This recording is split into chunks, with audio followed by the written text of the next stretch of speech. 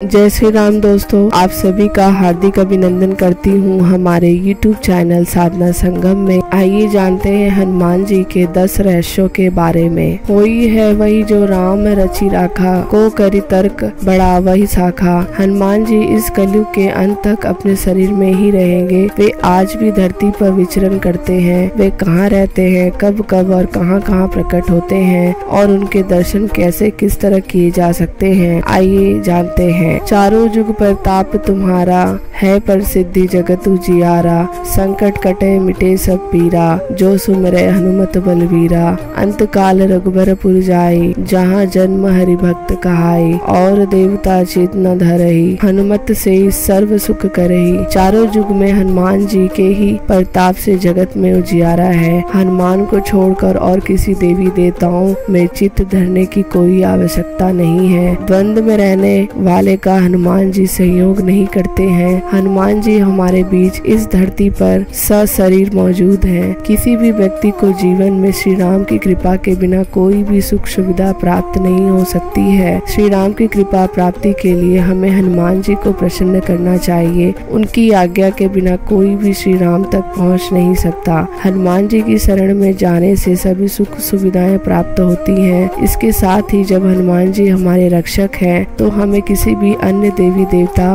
बाबा, साधु, ज्योतिष आदि की बातों में भटकने की जरूरत नहीं है। हनुमान जी इस कलयुग में सबसे ज्यादा जागृत और साक्षात है। कलयुग में हनुमान जी की भक्ति ही लोगों को दुख और संकट से बचाने में सक्षम है। बहुत से लोग किसी बाबा, देवी देवता, ज्योतिष और तांत्रिक के चक्कर में भटकते रहते हैं और अंततः वे अपना जीवन नष्ट ही कर लेते हैं, क्योंकि वो हनुमान जी की भक्ति और शक्ति को पहचान नहीं पाते हैं। क्यों प्रमुख देव है हनुमान। हनुमान जी 4 कारणों से सभी देवताओं में श्रेष्ठ हैं। पहला यह कि वे श्री राम के परम भक्त हैं। दूसरा यह कि देवी देवताओं में शक्तिशाली देवता हैं। तीसरा यह कि अपने भक्तों की सहायता तुरंत ही करते हैं। और चौथा यह कि आज भी वह शरीर हैं। इस ब्रह्मांड में ईश्वर के बाद यदि कोई एक शक्ति है तो वह है हनुमान जी। महावीर विक्रम बजरंग बली के समक्ष किसी भी प्रकार की मायावी शक्ति ठहर नहीं सकती है। पहला सबसे बड़ा रहस्य यह है कि क्या हनुमान जी बंदर थे। हनुमान जी का जन्म कपि नामक वानर जाति में हुआ था। नए शोधानुसार प्रभु श्री राम का जन्म 5114 ईसा पूर्व अयोध्या में हुआ था। श्री राम के जन्म के पूर्व हनुमान जी का जन्म हुआ था, अर्थात लगभग 7129 वर्ष पूर्व हनुमान जी का जन्म हुआ था। शोधाकर्ता कहते हैं कि आज से 9 लाख वर्ष पूर्व एक ऐसी विलक्षण वानर जाति भारतवर्ष में विद्यमान थी जो आज से 15 से 12 हजार वर्ष पूर्व लुप्त होने लगी थी और अंततः लुप्त हो गई। इस जाति का नाम कपि था। हनुमान जी के संबंध में यह प्रश्न प्राय सर्वत्र उठता है कि क्या हनुमान जी बंदर थे। इसके लिए कुछ लोग रामायण वादी ग्रंथों में लिखे हनुमान जी और उनके सजातीय बांधवा सुग्रीव, अंगद दादी के नाम के साथ वानर, कपि, शाखा मृग, पल्लव, वंगम आदि विशेष पढ़कर उनके बंदर प्रजाति का होने का उदाहरण देते हैं। वे यह भी कहते हैं कि उनकी पूंछ, लांगुल, बाल्दी और लाम से लंका दहन का प्रत्यक्ष चमत्कार इसका प्रणाम है। यह भी कि उनकी सभी जगह सपूछ प्रतिमाएं देखकर उनके पशु या बंदर जैसा होना सिद्ध होता है। रामायण में वाल्मीकि जी ने जहाँ उन्हें विशिष्ट पंडित, राजनीति में धुरंधर और वीर शिरोमणि प्रकट किया है, वहीं उनको लोमश और पुच्छधारी भी सतसह प्रमाणों में व्यक्त किया है। दरअसल आज से 9 लाख वर्ष पूर्व मानव की एक ऐसी जाति थी जो मुख और पूंछ से वानर समान नजर आती थी, लेकिन उस जाति की बुद्धिमत्ता और शक्ति मानव से कई ज्यादा थी। अब वह जाति भारत में तो दुर्भाग्यवश विनष्ट हो गई है, परंतु बाली द्वीप में अब भी पुच्छधारी जंगली मनुष्यों का अस्तित्व विद्यमान है, जिनकी पूंछ प्राय 6 इंच के लगभग अवशिष्ट रह गई है। ये सभी पुरातत्ववेत्ता अनुसंधायक एक मत से स्वीकार करते हैं कि पुराकालीन बहुत से प्राणियों की नस्ल अब सर्वथा समाप्त हो चुकी है। इससे भी बड़ा दूसरा रहस्य है कि पहला जन्म स्थान हनुमान जी की माता का नाम अंजना है, जो अपने पूर्व जन्म में एक अप्सरा थी। हनुमान जी के पिता का नाम केसरी है, जो वानर जाति के थे। माता पिता के कारण हनुमान जी को आंजनेय और केसरी नंदन कहा जाता है। केसरी जी को कपिराज कहा जाता था, क्योंकि वे वानरों की ऋषि कपि नाम की जाति से थे। केसरी जी कपि क्षेत्र के राजा थे। कपि स्थल कुरु साम्राज्य का एक प्रमुख भाग था। हरियाणा का कैथल पहले करनाल जिले का भाग था। यह कैथल ही पहले कपि स्थल था।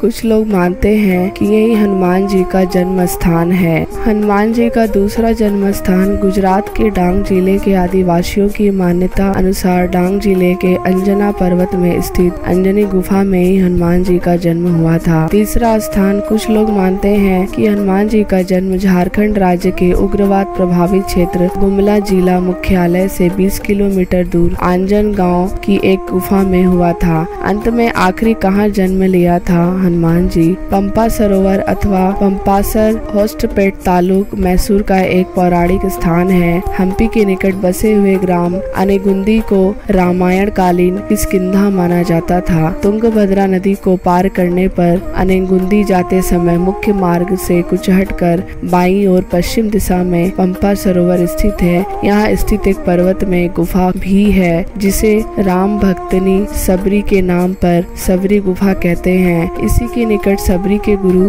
मतंग ऋषि के नाम पर प्रसिद्ध मतकवन था। हम्पी में ऋषिमुख के राम मंदिर के पास स्थित पहाड़ी आज भी मतंग पर्वत के नाम से जानी जाती है। कहते हैं कि मतंग ऋषि के आश्रम में ही हनुमान जी का जन्म हुआ था। मतंग नाम की आदिवासी जाति से हनुमान जी का गहरा संबंध रहा है। तीसरा बड़ा रहस्य यह है क्यों आज भी जीवित है हनुमान जी। हनुमान जी इस कलयुग के अंत तक अपने शरीर में ही रहेंगे। वे आज भी धरती पर विचरण करते हैं। हनुमान जी को धर्म की रक्षा के लिए अमरता का वरदान मिला था। इस वरदान के कारण आज भी हनुमान जी जीवित हैं और वे भगवान के भक्तों तथा धर्म की रक्षा में लगे हुए हैं। जब कलिक रूप में भगवान विष्णु अवतार लेंगे तब हनुमान, परशुराम, अश्वत्थामा, कृपाचार्य, विश्वामित्र, विभीषण और राजा बलि सार्वजनिक रूप से प्रकट हो जाएंगे। क्यों आज भी जीवित है हनुमान जी? कलयुग में श्री राम का नाम लेने वाले, हनुमान जी की भक्ति करने वाले ही सुरक्षित रह सकते हैं। हनुमान जी अपार बलशाली और वीर हैं और उनका कोई सानी नहीं है। धर्म की स्थापना और रक्षा का कार्य 4 लोगों के हाथ में ही दुर्गा, भैरव, हनुमान और कृष्ण हैं। इससे भी बड़ा चौथा रहस्य है चारों जुग पर ताप तुम्हारा का विजय कर अयोध्या लौटने पर जब श्री राम उन्हें युद्ध में सहायता देने वाले विभीषण, सुग्रीव, अंगद आदि को तज्ञता स्वरूप उपहार देते हैं। हनुमान जी श्री राम से याचना करते हैं, यावद राम कथा वीर चरिष्यति महितले ताव तक शरीरे वत्यसुअन्तु प्रणारम न संशय। अर्थात हे वीर श्री राम, इस पृथ्वी पर जब तक राम कथा प्रचलित रहे तब तक निसंदेह मेरे प्राण इस शरीर में बसे रहे। इस पर श्री राम उन्हें आशीर्वाद देते हैं, एवमतते कपि श्रेष्ठ भविता नात्र संशय चरिष्यति कथा यावदेशा लोके च मामिका तात्वत ते भाविता कीर्तिते शरीरे पप्यवस्था लोका ही यावत स्थान्ति तावत स्थान्तित में कथा है। अर्थात हे कपि श्रेष्ठ, ऐसा ही होगा, इसमें संदेह नहीं है। संसार में मेरी कथा जब तक प्रचलित रहेगी तब तक तुम्हारी कीर्ति अमिट रहेगी और तुम्हारे शरीर में प्राण भी रहेंगे। जब तक ये लोक बने रहेंगे तब तक मेरी कथाएं भी स्थिर रहेंगी। चारों युग पर ताप तुम्हारा है पर सिद्धि जगत उजियारा। त्रेता युग में तो पवन पुत्र हनुमान ने केसरी नंदन के रूप में जन्म लिया है और वे राम के भक्त बनकर उनके साथ छाया की तरह रहे। वाल्मीकि रामायण में हनुमान जी के संपूर्ण चरित्र का उल्लेख मिलता है। द्वापर युग में हनुमान जी भीम की परीक्षा लेते हैं। इसका बड़ा ही सुंदर प्रसंग है। महाभारत में प्रसंग है कि भीम उनकी पूंछ को मार्ग से हटाने के लिए कहते हैं तो हनुमान जी कहते हैं कि तुम ही हटा लो, लेकिन भीम अपनी पूरी ताकत लगाकर भी उनकी पूंछ नहीं हटा पाते हैं। इस तरह एक बार हनुमान जी के माध्यम से श्री कृष्ण अपनी पत्नी सत्यभामा, सुदर्शन चक्र और गरुड़ की शक्ति के अभिमान का मान मर्दन करते हैं। हनुमान की मदद से कृष्ण ने तोड़ा था इन अभिमान। यदि मनुष्य पूर्ण श्रद्धा और विश्वास से हनुमान जी का आश्रय ग्रहण कर ले तो फिर तुलसीदास जी की भांति उसे भी हनुमान और राम दर्शन होने में देर नहीं लगेगी। कलयुग में हनुमान जी ने अपने भक्तों को उनके होने का अभ्यास कराया है। वे वचन हनुमान जी ने ही तुलसीदास जी से कहे थे। चित्रकूट के घाट पर भई संतन के वीर तुलसीदास सहस्र चंदन घिसे तिलक देत रघुवीर। इससे भी बड़ा पांचवा रहस्य है कि हनुमान जी कहाँ रहते हैं। हनुमान जी कलयुग में गंधमादन पर्वत पर निवास करते हैं, ऐसा श्रीमद् भागवत में वर्णन आता है। उल्लेखनीय यह है कि अपने अज्ञातवश के समय हिमवंत पार करके पांडव गंधमान के पास पहुँचे थे। एक बार भीम सहस्त्र दल कमल लेने के लिए गंधमादन पर्वत के वन में पहुँचे गए थे, जहाँ उन्होंने हनुमान को लेटे देखा और फिर हनुमान ने भीम का घमंड चूर कर दिया था। यत्र यत्र रघुनाथ कीर्तन तन कृत मस्तकांजलि वाष्पवारी परिपूर्ण लोचन मारुति नमत राक्षसा नतक। अर्थात कलयुग में जहाँ जहाँ भगवान श्री राम की कथा कीर्तन इत्यादि होते हैं, वहाँ हनुमान जी गुप्त रूप से विराजमान रहते हैं। सीता जी के वचनों के अनुसार अजर अमर गुण निधि सूत होऊ करहु बहु रघुनायक छोहू। गंधमान पर्वत क्षेत्र और वन। गंधमान पर्वत का उल्लेख कोई पौराणिक हिंदू धर्म ग्रंथों में हुआ है। महाभारत की पुरा कथाओं में भी गंधमान पर्वत का वर्णन प्रमुखता में आता है। हिंदू मान्यताओं के अनुसार मान्यता यह है कि यहाँ के विशाल काया पर्वतमाला और वन क्षेत्र में देवता रमण करते हैं। पर्वतों में श्रेष्ठ इस पर्वत का काश्यप ऋषि ने भी तपस्या की थी। गंधमान पर्वत के शिखर पर किसी भी वाहन से नहीं पहुंचा जा सकता है। गंधमान में ऋषि सिद्ध चारण विद्याधर देवता गंधर्व अप्सराएं और किन्नर निवास करते हैं। वे सब यहाँ निर्भीक विचरण करते हैं। वर्तमान में कहाँ है गंधमान पर्वत? इसी नाम में एक और पर्वत रामेश्वरम के पास भी स्थित है, जहाँ से हनुमान जी ने समुद्र पार करने के लिए छलांग लगाई थी। लेकिन हम उस पर्वत की नहीं बात कर रहे हैं। हम बात कर रहे हैं कि हिमालय के कैलाश पर्वत के उत्तर में दक्षिण में केदार पर्वत स्थित है। गंधमान पर्वत की यह पर्वत कुबेर के राज्य क्षेत्र में सुमेरु पर्वत की चारों दिशाओं में स्थित गजदंत पर्वतों में से एक को उस काल में गंधमान पर्वत कहा जाता था। आज यह क्षेत्र तिब्बत के इलाके में है। पुराणों के अनुसार जम्बू द्वीप के इलावर्त खंड और भाद्रशक खंड के बीच में गंधमान पर्वत कहा गया है, जो अपने सुगंधित वनों के लिए प्रसिद्ध था। इस क्षेत्र में दो रास्ते में जाया जा सकता है। पहला नेपाल के रास्ते मानसरोवर से आगे और दूसरा भूटान की पहाड़ियों से आगे और तीसरा अरुणाचल के रास्ते चीन होते हुए। संभवत महाभारत काल में अर्जुन ने असम के एक तीर्थ में से जब हनुमान जी से भेंट की थी, तो हनुमान जी भूटान या अरुणाचल के रास्ते ही असम तीर्थ में आए होंगे। गौरतलब है कि गंधमान पर्वत उड़ीसा में भी बताया जाता है, लेकिन हम उस पर्वत की बात नहीं कर रहे हैं। इससे भी बड़ा छठा रहस्य है। मकरध्वज था हनुमान जी का पुत्र।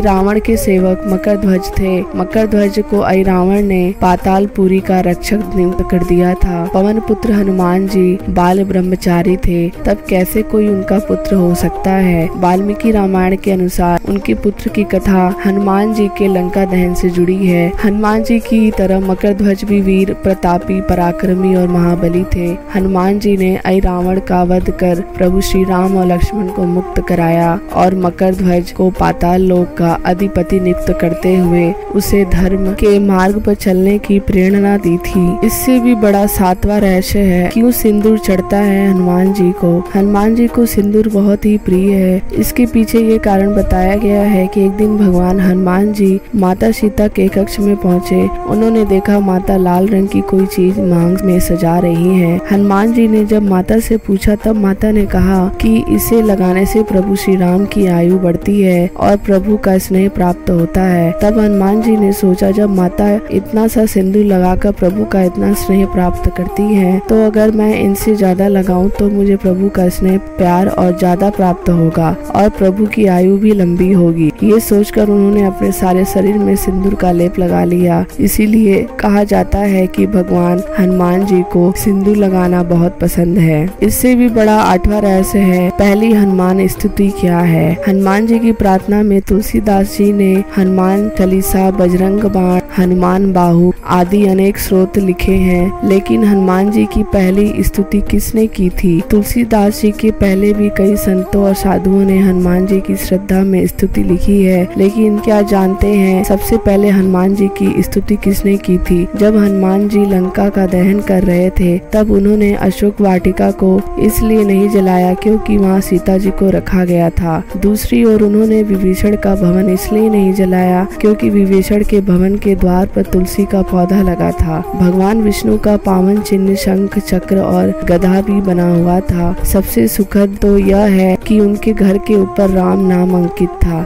यह देखकर हनुमान जी ने उनके भवन को नहीं जलाया। विभीषण की शरण याचना करने पर सुग्रीव ने श्री राम से उसे शत्रु का भाई व दुष्ट बताकर उनके प्रति आशंका प्रकट की और उसे पकड़कर दंड देने का सुझाव दिया। हनुमान जी ने उन्हें दुष्ट की बजाय शिष्ट बताकर शरणागति देने की वकालत की। इस पर श्री राम ने विभीषण को शरणागति न देने के सुग्रीव के प्रस्ताव को अनुचित बताया और हनुमान जी से कहा कि आपका विभीषण को शरण देना तो ठीक है, किंतु उसे शिष्ट समझना ठीक नहीं है। इस पर श्री हनुमान जी ने कहा कि तुम लोग विभीषण को ही देखकर अपना विचार प्रकट कर रहे हो, मेरी ओर से भी तो देखो मैं क्यों और क्या चाहता हूँ। फिर कुछ देर हनुमान जी ने रुक कर कहा, जो एक बार विनती भाव से मेरी शरण की याचना करता है और कहता है मैं तेरा हूँ, उसे मैं अभय दान प्रदान करता हूँ। यह मेरा व्रत है, इसलिए विभीषण को अवश्य शरण दी जानी चाहिए। इंद्रादि देवता के बाद धरती पर सर्वप्रथम विभीषण ने ही हनुमान जी की शरण लेकर उनकी स्तुति की थी। विभीषण को भी हनुमान जी की तरह चिरंजीव होने का वरदान मिला है। वे भी आज सशरीर जीवित हैं। विभीषण ने हनुमान जी की स्तुति में एक बहुत ही अद्भुत और अचूक स्रोत की रचना की है। विभीषण द्वारा रचित इस स्रोत को हनुमान वटवानल स्रोत कहते हैं। सब सुख लय तुम्हारी सरना, तुम रक्षक काहू को डरना। हनुमान जी की शरण में भय मुक्त जीवन होता है। हनुमान जी ने सबसे पहले सुग्रीव को बाली से बचाया और सुग्रीव को श्री राम से मिलाया। फिर उन्होंने विभीषण को रावण से बचाया और उनको राम से मिलाया। हनुमान जी की कृपा से ही दोनों को ही भय मुक्त जीवन और राजपद मिला। इसी तरह हनुमान जी ने अपने जीवन में कई राक्षसों और साधुओं संतों को भय मुक्त और जीवन मुक्त किया है। इससे भी बड़ा 9वां रहस्य है, हनुमान जी की पत्नी का क्या नाम था। क्या आपने कभी सुना है हनुमान जी का विवाह भी हुआ था? आज तक यह बात लोगों से छिपी रही क्योंकि लोग हिंदू शास्त्र नहीं पढ़ते हैं और जो पंडित या आचार्य शास्त्र पढ़ते हैं वे ऐसी बात जिक्र नहीं करते। लेकिन आज हम आपको बता रहे हैं कि हनुमान जी का एक ऐसा सच जिसको जानकर आप हो जाएंगे हैरान। आंध्र प्रदेश के खम्मम जिले में एक मंदिर ऐसा विद्यमान है जो प्रमाण है हनुमान जी के विवाह का। इस मंदिर में हनुमान जी की प्रतिमा के साथ उनकी पत्नी की प्रतिमा विराजमान है। इस मंदिर के दर्शन करने के लिए दूर दूर से लोग आते हैं। माना जाता है कि हनुमान जी के उनकी पत्नी के साथ दर्शन करने के बाद पति पत्नी के बीच चल रहे सारे विवाद समाप्त हो जाते हैं। उनके दर्शन के बाद जो भी विवाद की शुरुआत करता है उसका बुरा होता है। हनुमान जी की पत्नी का नाम सुवर्चला था। वैसे तो हनुमान जी बाल ब्रह्मचारी हैं और आज भी वे ब्रह्मचर्य के व्रत में ही हैं। विवाह करने का मतलब यह नहीं कि वे ब्रह्मचारी नहीं रहे। कहा जाता है कि पराशर संहिता में हनुमान जी का किसी खास परिस्थिति में विवाह होने का जिक्र है। कुछ विशेष परिस्थितियों के कारण ही बजरंगबली को सुवर्चला के साथ विवाह बंधन में बंधना पड़ा था। इस संबंध में एक कथा है कि हनुमान जी ने भगवान सूर्य को अपना गुरु बनाया था। हनुमान जी भगवान सूर्य से अपनी शिक्षा ग्रहण कर रहे थे। सूर्य कहीं रुक नहीं सकते थे, इसलिए हनुमान जी को सारा दिन भगवान सूर्य के रथ के साथ साथ उड़ना पड़ता था और भगवान सूर्य उन्हें तरह तरह के विद्याओं का ज्ञान देते थे। लेकिन हनुमान जी को ज्ञान देते समय सूर्य के सामने एक दिन धर्म संकट खड़ा हो गया। कुल 9 तरह की विद्याओं में से हनुमान जी को उनके गुरु ने 5 तरह की विद्याएं तो सिखा दी थी, लेकिन बची 4 तरह की विद्याएं और ज्ञान ऐसे थे जो केवल किसी विवाहित को ही सिखाया जा सकता था। हनुमान जी पूरी शिक्षा लेने का प्रण कर चुके थे और इससे कम पर वे मानने को राजी नहीं थे। इधर भगवान सूर्य के सामने संकट था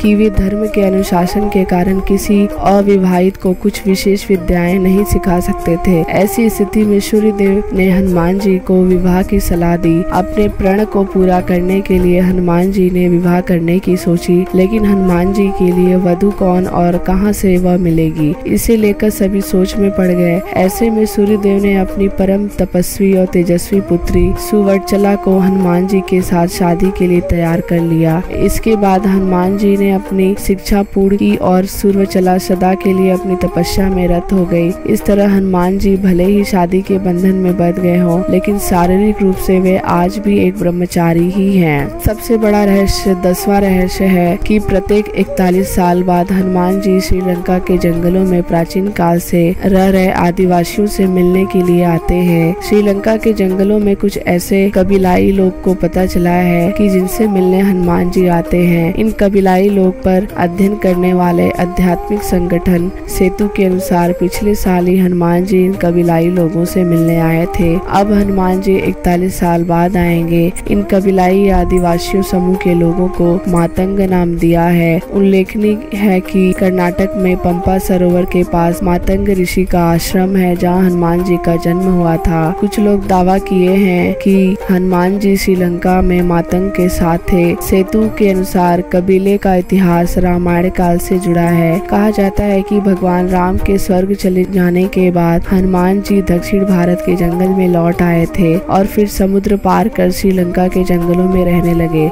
जब तक पवन पुत्र हनुमान श्रीलंका के जंगल में रहे, वहाँ के कबीलाई लोग ने उनकी बहुत सेवा की। जब हनुमान जी वहाँ से जाने लगे, तब उन्होंने वादा किया कि वे हर 41 साल बाद आकर वहाँ के कबीलों की पीढ़ियों को ब्रह्म ज्ञान देंगे। कबीले का मुखिया हनुमान जी के साथ की बातचीत को एक लॉन्ग बुक में दर्ज कराता है। सेतु नामक संगठन इस लॉन्ग बुक का अध्ययन कर उसका खुलासा करने का दावा करता है। हनुमान जी का दर्शन और कृपा कैसे मिलती है? हनुमान जी बहुत ही जल्द प्रसन्न होने वाले देवता हैं। उनकी कृपा आप पर निरंतर बनी रहे, इसके लिए पहली शर्त यह है कि आप मन, वचन और कर्म से पवित्र रहे, अर्थात कभी भी झूठ ना बोले, किसी भी प्रकार का नशा ना करे, मांस ना खाए और अपने परिवार के सदस्यों से प्रेम पूर्ण संबंध बनाए रखे। इसके अलावा प्रतिदिन श्री हनुमान चालीसा या श्री हनुमान वडवानल स्रोत का पाठ करे। मंगलवार और शनिवार के दिन हनुमान जी को चोला चढ़ाए। इस तरह के कार्य करते हुए कुछ उपाय है। हनुमान जयंती या महीने के किसी भी मंगलवार के दिन सुबह उठकर स्नान कर साफ कपड़े पहन कर 1 लोटा जल लेकर हनुमान जी के मंदिर में जाएं और उस जल से हनुमान जी की मूर्ति को स्नान कराएं। पहले दिन एक दान साबुत उड़द का हनुमान जी के सिर पर रखकर 11 परिक्रमा करे और मन ही मन मनोकामना हनुमान जी को कहे। फिर वह उड़द का दाना लेकर घर लौट आए तथा उसे अलग रख दे।